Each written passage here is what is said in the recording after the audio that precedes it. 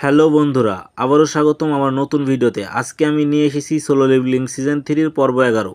গত এপিসোডে আমরা দেখেছিলাম সাংজিনু ভাবে পৃথিবীতে আমার থেকেও শক্তিশালী হান্টার আছে, তাই আমি যদি ব্যাটেলফিল্ডে যাই আর লেভেল আপ করতে পারি তাহলে আমি তাদের থেকে বেশি শক্তিশালী হতে পারবো, আর তখন মা আর বোনকে নিয়ে ভাবতে হবে না, তাই আমাকে ব্যাটেলফিল্ডে যেতেই হবে।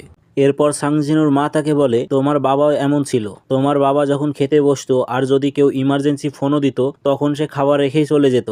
যাই হোক, তুমি খাওয়া শেষ করো, এরপরে আমি তোমার সবকিছু গুছিয়ে দিচ্ছি। আর এরপরে আমরা দেখতে পাই মাঝরাতে সাংজিনু যায় জিনার ঘরে, আর তারপর সে জিনার ঘরে গিয়ে জিনাকে বলে, তুমি কি ঘুমিয়ে পড়েছো নাকি, তুমি কি আমার সাথে 1 মিনিট কথা বলতে পারবে? আর এখন জিনা বলে, আমার এখন খুব ঘুম পাচ্ছে, আমি এখন কথা বলতে পারবো না এখন। কিন্তু সাংজিনু বলতে শুরু করে, কয়েকদিন আগের একটা রেডে আমি মরেই যাচ্ছিলাম। এবং সাংজিনু হাসতে হাসতে বলে, মানে এর আগে আমার সাথে এমনটা অনেক আগেও হয়েছে, কিন্তু এবার আমি ভাবছিলাম আমি হয়তো মরেই যাব। কিন্তু যাই হোক, আমি সেইখান থেকে বেঁচে ফিরে আসি, আর প্রত্যেকবার যখন আমি বাড়িতে ফিরে আসি আমার খুবই ভালো লাগে, আর এইবারও আমি ফিরেই আসব।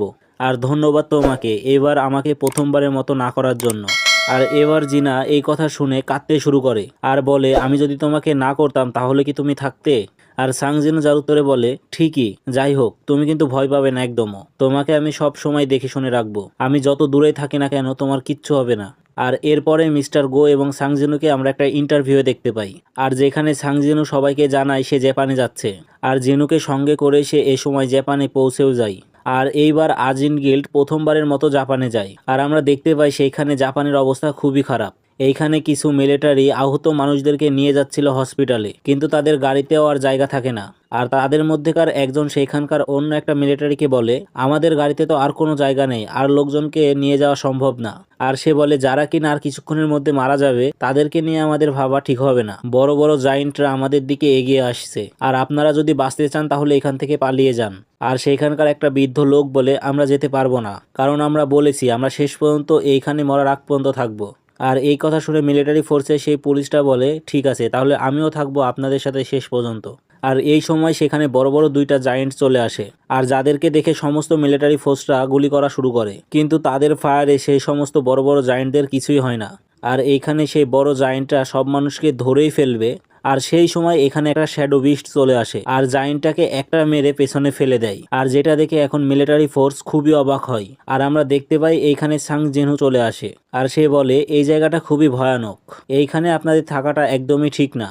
আর এখানে আমরা দেখতে পাই জিনহু আসে তার হাতে একটা বড় শিল্ড নিয়ে, আর সে এখানে এসে সেই লোকগুলোকে প্রোটেক্ট করে হাতে থাকা সেই শিল্ড দিয়ে। সে এখন সেখানকার সমস্ত লোকগুলোকে বের হতে সাহায্য করে। আর অন্যদিকে সাংজিনু তার হাতের ড্যাগার নিয়ে প্রস্তুত হয়ে যায় লড়াই করার জন্য, আর একই সঙ্গে সে জিমাকে সেইখানে বাইরে বের করে, মানে তার নতুন শ্যাডো বিস্টটা। আর জিমা এবং সাংজিনু মিলে সেখানকার সমস্ত জায়েন্ট বিস্টকে মারতে শুরু করে।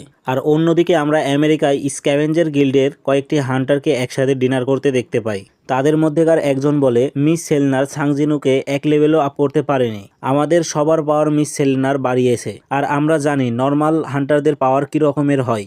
আর যেটা শুনে অন্য একটা হান্টার হাসতে থাকে এবং বলে, ও হয়তো নিজেকে বেশি পাওয়ারফুল ভাবছে। সে কি ভাবছে, জেজু আইল্যান্ডের সেই পিঁপড়ের এস র্যাঙ্কের গেটের মতো এই গেটটাও ক্লিয়ার করে ফেলবে? ওর কনফিডেন্সটা একটু বেশি হয়ে গেছে, তাই এইবার ওর মৃত্যু নিশ্চিত। আমি বেট করছি ও একদিনের মধ্যে সেইখানে মারা যাবে। আর এই কথা শুনে অন্য আর একটা হান্টার সেইখানে বলে, আমি বেট করছি সে 2 দিনের মধ্যে সেইখানে মারা যাবে। আর তাদের এই সমস্ত কথাগুলো থমাস হান্দ্রে সেইখানে শুনছিল, এবং সে বলে, আমিও বেট করছি তোমরা সবাই ভুল হতে পারো, আমি এই স্ক্যাভেঞ্জার গিল্ডের পুরো বিল্ডিং বেট করছি, সাংজিনু টোকিওর ওই গেটটাকে ক্লিয়ার করে ফেলবে। আমার তো এখন তোমাদেরকে নিয়ে চিন্তা হচ্ছে, এইখানে যে এস র্যাঙ্কের গেটটা খুলেছে সেইটার তো কালকে ডানজান ব্রেক, তারপর তোমরা কয়জন বেঁচে থাকবে এটা নিয়ে আমার সন্দেহ আছে। আর থমাস হান্দ্রের এই সমস্ত কথা শুনে তারা মনে মনে ভাবতে থাকে, ও উনি এরকমই, ওনার কথায় কান দিয়ে আমাদের কোনো লাভ নেই। আর থমাস হান্দ্রে এখন ভাবতে থাকে, জাপান, সত্যি জাপানে এখন যা হচ্ছে সেইখানে থাকলে মজাই হতো, অসুবিধা নেই, কালকে থেকে আমাদেরও পার্টি শুরু হয়ে যাবে। আর অন্যদিকে টোকিওতে আমরা দেখতে পাই ওপর থেকে হেলিকপ্টার নিয়ে এখন রিপোর্টাররা বলছে, যারা যারা টিভিতে দেখছেন তাদের সবাইকে বলি, আমারও নিজের চোখে বিশ্বাস হচ্ছে না, কিন্তু সাংজিনুর শ্যাডো বিস্টরা এখন বড় বড় জায়েন্টদেরকে মেরে ফেলছে, তারা বিস্টগুলোকে একেবারে খেয়ে ফেলছে। এখন আমরা দেখতে পাই বিল্ডিং এর মধ্য দিয়ে একটা বাচ্চা দৌড়ে যাচ্ছিল, আর সেই সময় একটা জায়েন্ট তাকে ধরতে আসে, কিন্তু ইগ্রিস তখন সেইখানে চলে আসে আর তার তরোয়াল দিয়ে সেই জায়েন্টটার একটা হাত কেটে ফেলে, আর সে বাচ্চাটাকেও বাঁচিয়ে নেয়। আর তারপরে সেই জাইন্টটার পেছন থেকে চলে আসে আয়রন আর এসে তার মাথায় মারে আর তারা দুজন মিলেই এই বড় জাইন্টটাকে মেরে ফেলে। আর এরপরে সাং জিনু দূরে থেকে এইসব ঘটনাগুলো দাঁড়িয়ে থেকে দেখে আর এই সময় তার পাশ থেকে একটা মিলিটারি আসে এবং তাকে বলে আপনাকে অনেক ধন্যবাদ আমাদেরকে এই পরিস্থিতিতে সাহায্য করার জন্য। এবং সাং জিনু তাকে বলে তুমিও একটা সাহসী সোলজার, তুমি তোমার কাজ করতে থাকো।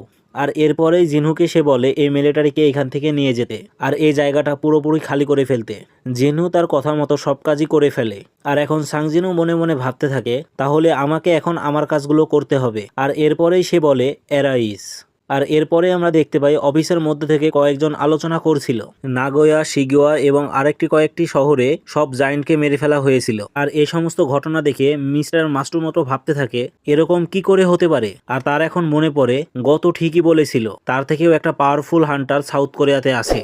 আর তার তখন মনে পড়ে সাং জিনুর সাথে যখন তার এয়ারপোর্টে দেখা হয়েছিল সে তখন সাং জিনুর মধ্যে অন্য রকমের একটা পাওয়ার দেখতে পেয়েছিল যেটা সে গত রিউজির মধ্যেও দেখতে পায়নি। কিন্তু মাতসুমোটো একই সঙ্গে এটাও ভাবে তবুও এস র্যাঙ্ক গেটের এমন সমস্ত জায়েন্টকে সে একাই মারতে পারবে না, আমাকে এখনো অন্য সমস্ত দেশগুলোর সাথে কথা বলতে হবে। কিন্তু সাং জিনহু তখন বলেছিল কোনো দরকার নেই, আমি একাই করে ফেলবো। কিন্তু তখন মাতসুমোটোর সাং জিনুর এমন কথাতে বিশ্বাস হয়নি। কিন্তু এখন মাতসুমোটো বুঝতে পারছে সাং জিনু ঠিক, সে একাই সমস্ত জায়েন্টকে মেরে ফেলছে।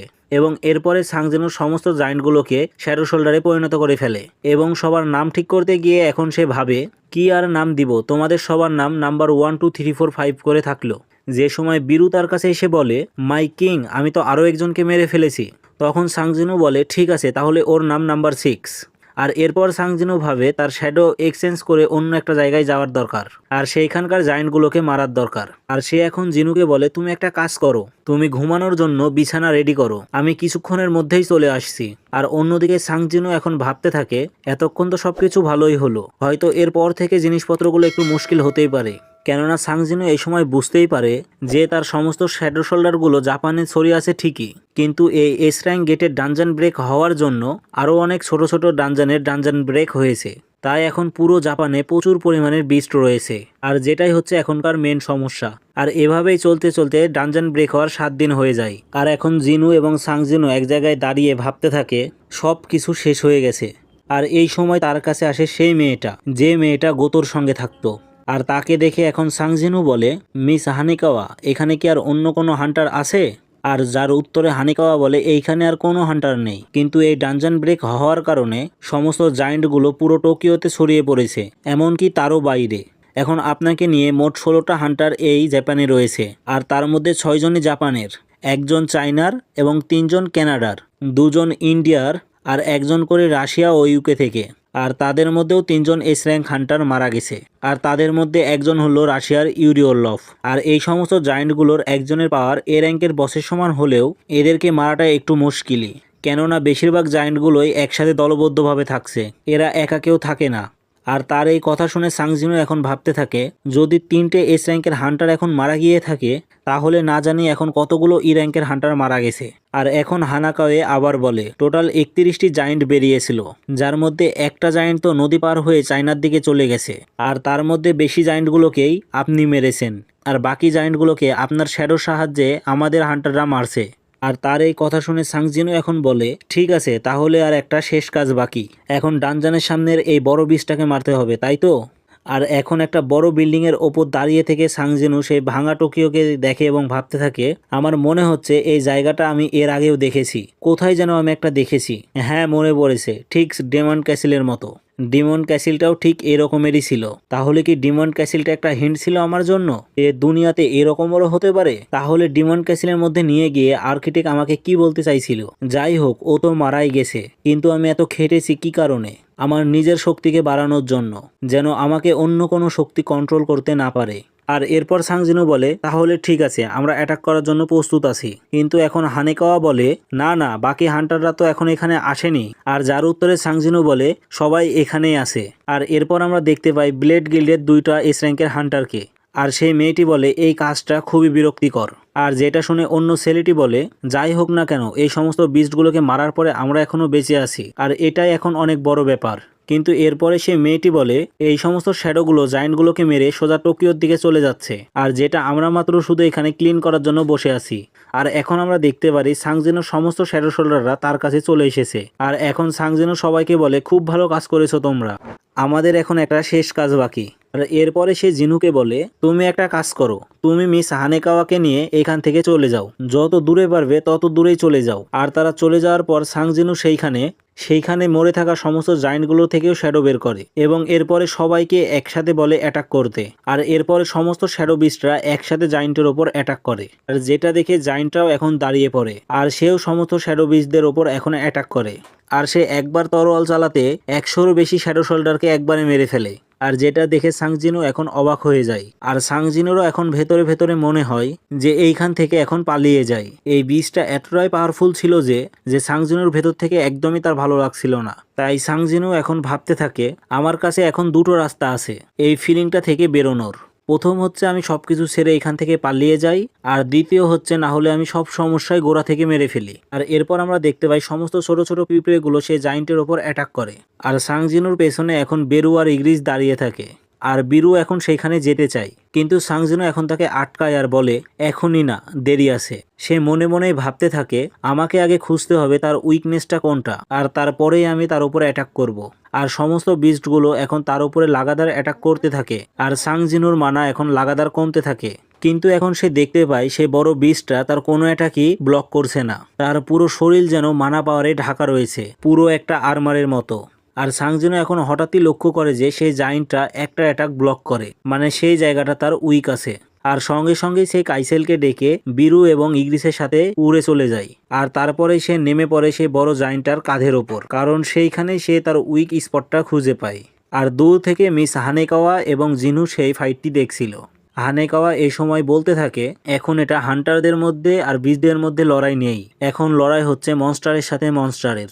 আর এরপরে আমরা দেখতে পাই সাংজিনু সেই জায়েন্টটার একটা চোখের উপরে অ্যাটাক করে, আর তারপরে সে বিরুকে সেইখানে ডাকে, আর বিরু সেই চোখের মধ্যে দিয়ে ঢুকে যায়। আর এরপরে সাংজিনু তার স্কিল মিউটিলেশনের ব্যবহার করে, আর এইভাবেই তারা নিমিষের মধ্যেও সে বড় জায়েন্টটাকে হারিয়ে ফেলে।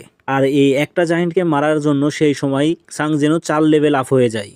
আর এরপরে জিনহু সাংজিনুর দিকে দৌড়িয়ে আসে, স্যার আপনি তো কাজের কাজ করে ফেলেছেন, সেই বড় বিস্টটাকেও হারিয়ে ফেলেছেন। কিন্তু সাংজিনু এখন ভাবতে থাকে আমাকে তো সিস্টেমের কাছ থেকে মেসেজ দিল না যে আপনি ডানজেন বসকে হারিয়ে ফেলেছেন, তার মানে এইটা বস না, ডানজনের ভেতরে বস রয়েছে, মানে এখনো আমার লড়াই শেষ হয়নি। আর তাছাড়া হয়তো আমি বড় বিস্টার থেকে শ্যাডো বানাতে পারবো না। এবং সাংজিনু চেষ্টাও করে, কিন্তু ঠিক তার ভাবার মতোই হয়, সে শ্যাডো এক্সট্রাক্ট করতে পারে না। আর এরপর আমরা দেখতে পাই বেরু সে বড় জায়েন্টটার মুখের মধ্যে থেকে বেরিয়ে আসে, আর মারা যাওয়ার পরেও সে বড় বিস্টার থেকে এত পরিমাণের মানা বের হচ্ছিল যা সাংজিনু বিরুকে না দেখা পর্যন্ত সে বুঝতেই পারে না তার মধ্যে বিরু রয়েছে।